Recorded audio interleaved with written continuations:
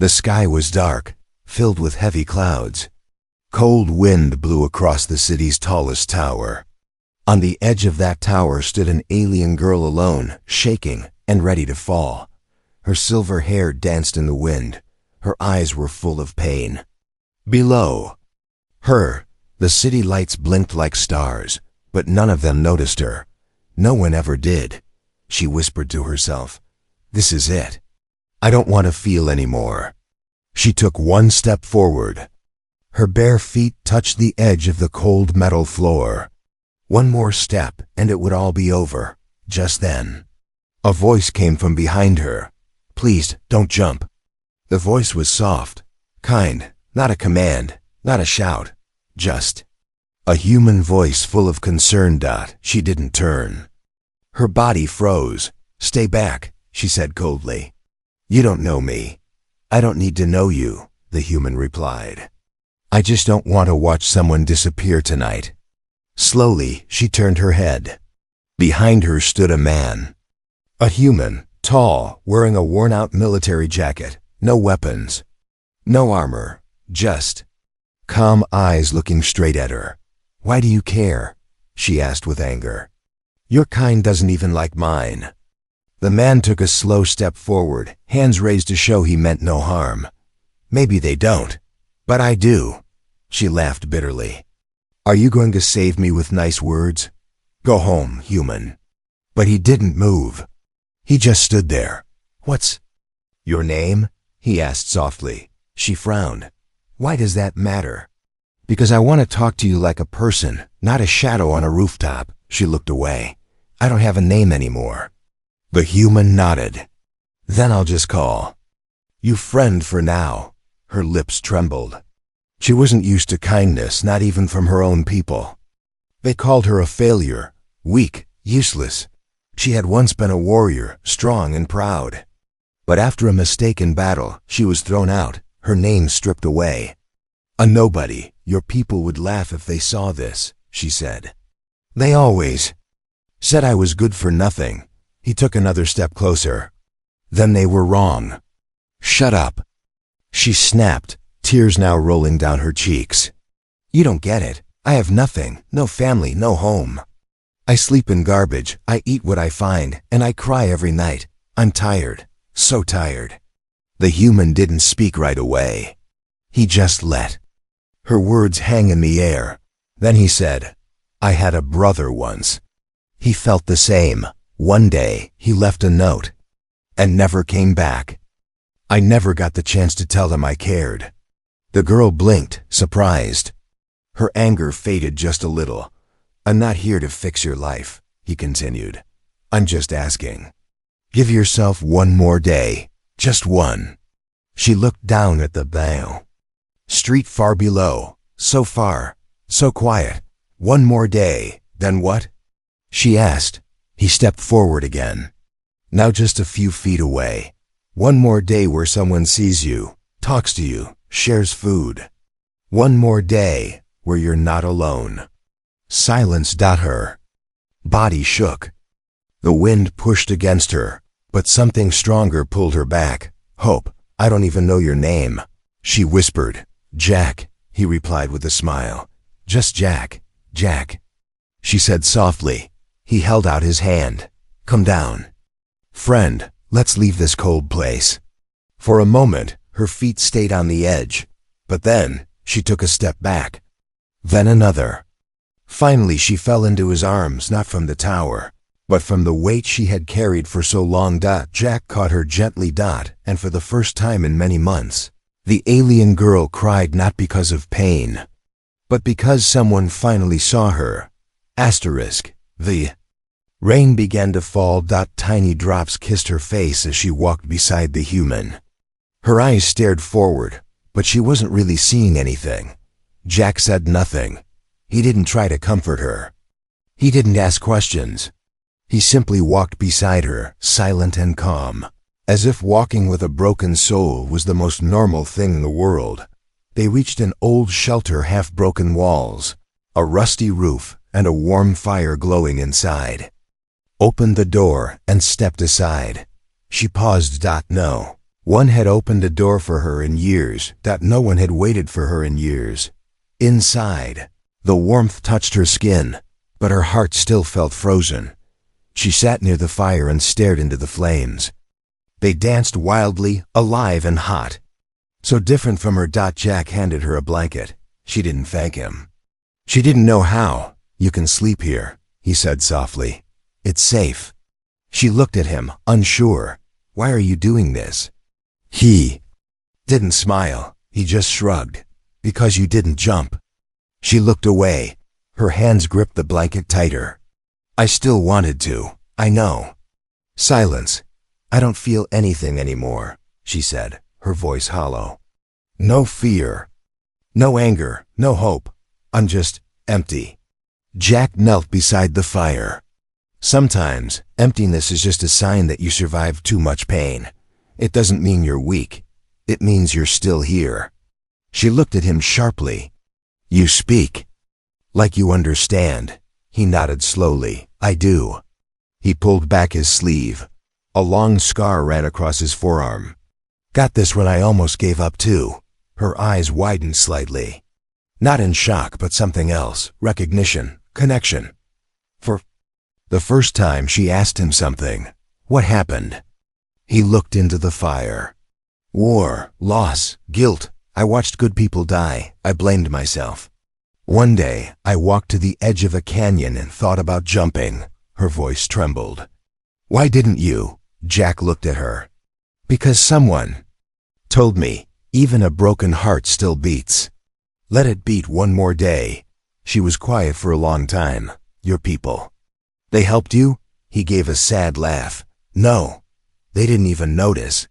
"Then why do you help me?" she asked. Jack picked up a small cup and poured her warm water. "Because I know what it feels like to be invisible." She took the cup with both hands. The heat surprised her. It had been so long since something felt warm. Jack leaned back and watched her. "You don't need to feel anything tonight," he said gently. "Just rest. That's enough." She looked at him. The way he spoke, the way he didn't try to fix her, the way he treated her like a person, not a mistake. It all felt strange. Strange, but not bad. She lay down near the fire, the blanket wrapped around her like armor. As her eyes closed, she whispered, "I don't know if I can feel again." Jack replied softly, "That's okay. You're still here. That's the first step, and for the first night in many cycles." The alien girl slept without fear.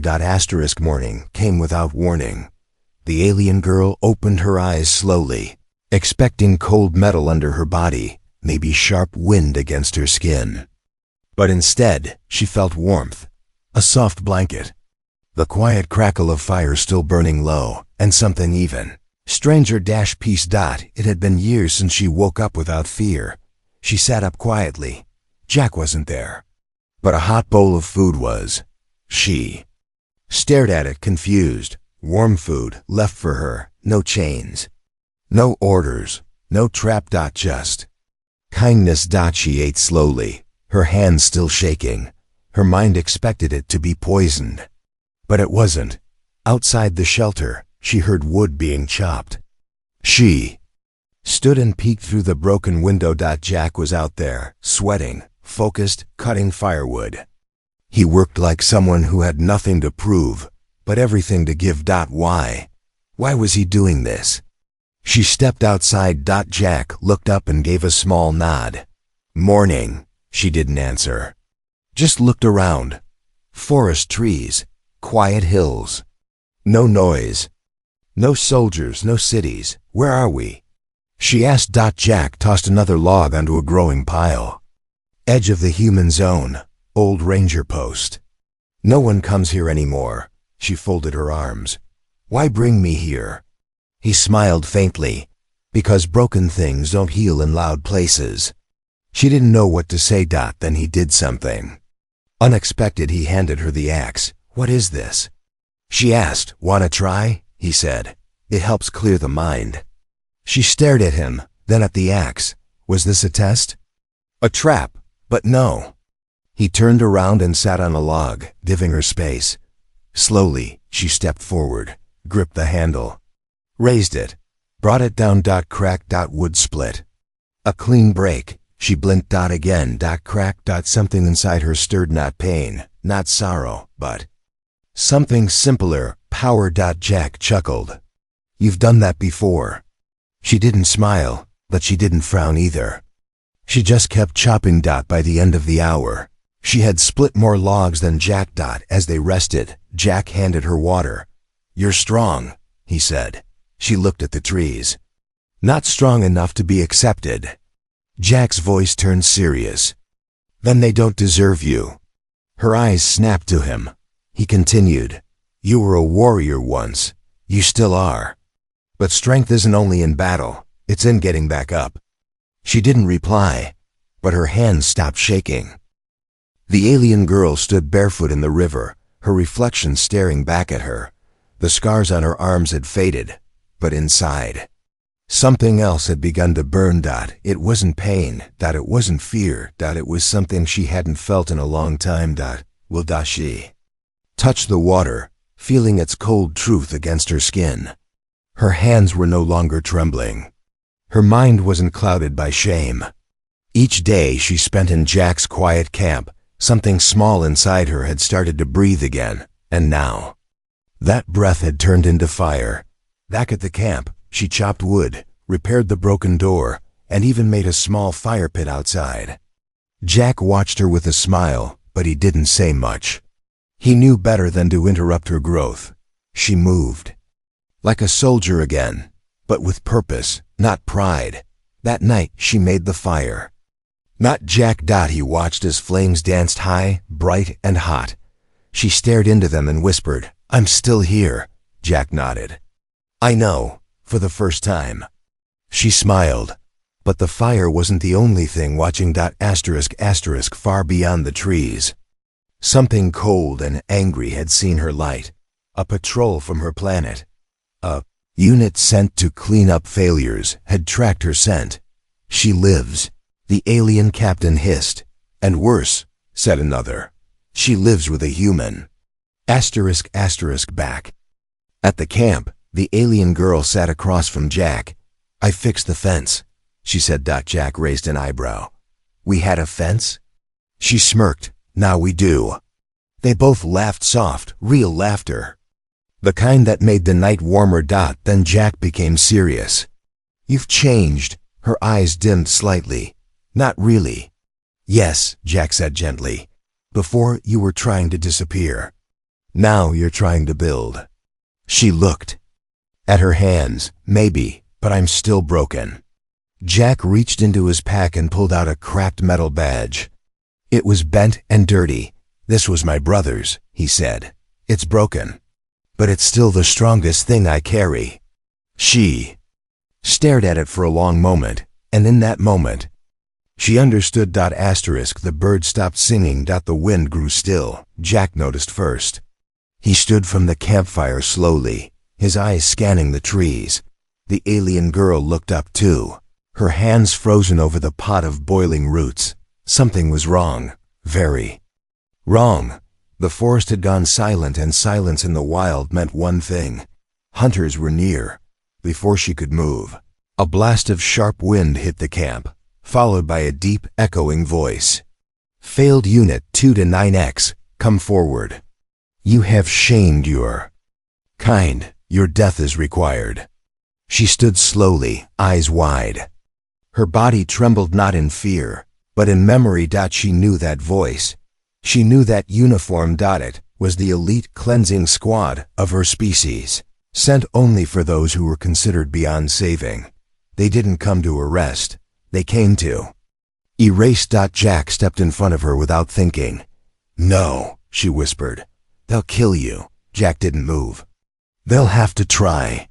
3 tall alien soldiers stepped into view, their armor sharp black and humming with power. Leader pointed his spear. Step aside, human. This creature is no longer recognized by our command. She is garbage. Jack's fists tightened. You're not taking her. She's not yours to protect, the alien hissed. Jack looked back at her. She's not property. She's a person. The alien girl felt something hot rise in her chest, not fear this time, but rage. Not at Jack. At them. At her people. They had thrown her away, called her broken, left her for dead. And now they came to finish the job. No. Not this time. She stepped out from behind Jack, her eyes burning. You left me to die, she growled. But I lived. I chose to live, the lead alien laughed. You live as a pet to a human, pathetic. She narrowed her eyes. I live free, and then. She moved, faster than they expected, stronger than they remembered. She lunged, grabbed Jack's shovel from the ground, and swung hard. The metal cracked against one soldier's head, dropping him instantly. Jack pulled out a smoke grenade and threw it into the dirt. Boom! The camp, filled with smoke and chaos, shouts, footsteps, heat. In the confusion, she grabbed Jack's arm. This way, she yelled, but one alien charged forward, spear aimed straight at Jack's chest. Before Jack could dodge, she stepped in front of him. The spear hit her shoulder, blood spraying across the dirt. She screamed, but stayed standing. Jack caught her before she fell. You didn't have to. I did, she gasped. You're the reason I'm still alive. And with the last of her strength, she pulled the spear from her body and threw it like a missile straight through the final soldier's chest. The forest was silent again, but not in fear this time. It was respecting the warrior who had returned. Rain tapped gently on the roof of the shelter. Inside, the fire burned low. The air smelled like herbs and wet earth. The alien girl sat by the fire, her arm wrapped in bandages. Jack sat across from her, fixing the broken handle of a cooking pot. Neither of them spoke. The silence wasn't awkward. It was heavy, full of things neither of them knew how to say. After the attack, they had moved deeper into the forest. Jack had built a second shelter, smaller, but safer.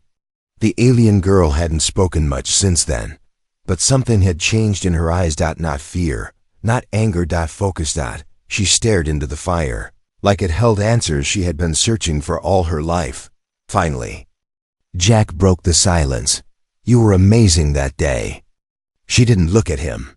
I bled all over your shirt, he smiled. Still worth it. She gave a quiet laugh, just a breath. But it was real. Then she asked, why did you stand in front of me? Jack paused. Because you matter. She looked down at her hands. They were rough, scarred, tired. Matter to who? She whispered. To me, Jack said simply. And one day, to yourself. Her throat tightened. Her hands curled into fists. You don't even know my name, she said. Jack tilted his head. Do you want to tell me? She looked at him. Something deep in her chest shook. Her eyes welled, with tears but not sadness. Not fear, something harder, shame. My name was taken from me, she said. Stripped. Burned from record. They called me Unit 2 to 9X, nothing more.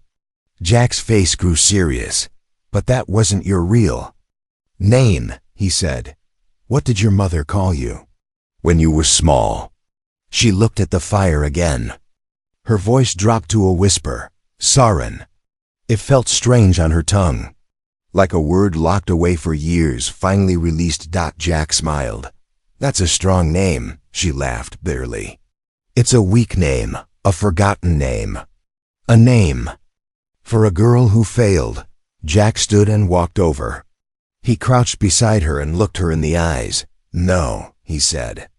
It's the name of someone who survived, someone who fought back, someone who saved me. She stared at him, breathing fast. Say it again, he said. Saren. Again. Saren. And with every time she said it, her voice grew stronger, like fire rising inside her chest, like the pieces of herself once lost were being put back together for the first time in years. She wasn't just a number. She was Saren. The sky was full of stars. Bright, endless, quiet. Saren stood at the edge of the cliff, her cloak blowing in the wind. Her posture was straight now, Her wounds had healed. But something deeper had changed. She was no longer hiding from the world. She was facing it behind her.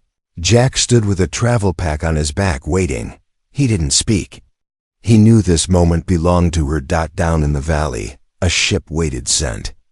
By her people. Not the ones who hated her, but the ones who had heard whispers of her survival. And now came offering peace. She had a choice. She could go back and lead those like her, those forgotten, broken, and cast aside, or she could stay. Hidden in the forest, safe with Jack, she turned to look at him. Her eyes soft but strong. They want me to help rebuild, she said. They want me to train the rejected, the ones like me. Jack nodded. You'd be good at that. She stepped closer. But I'm afraid, he smiled. So was I until you found me. She looked down. What if I fail again? You won't, Jack said, because now you know your name. She laughed softly. You always say the right thing, he shrugged. I just say what's true. A moment passed. Then she asked, will you come with me? Jack raised an eyebrow. You want me to? I do, she said, because even though I belong to the stars now, my heart stays with you. Jack didn't answer with words. He simply stepped forward and took her hand. Together, they looked at the sky. Two survivors, two warriors, and one unspoken truth between them. She had once stood on the edge, ready to end it all. But his words, his presence, his belief had pulled her back. Now she stood on a new edge, ready to begin.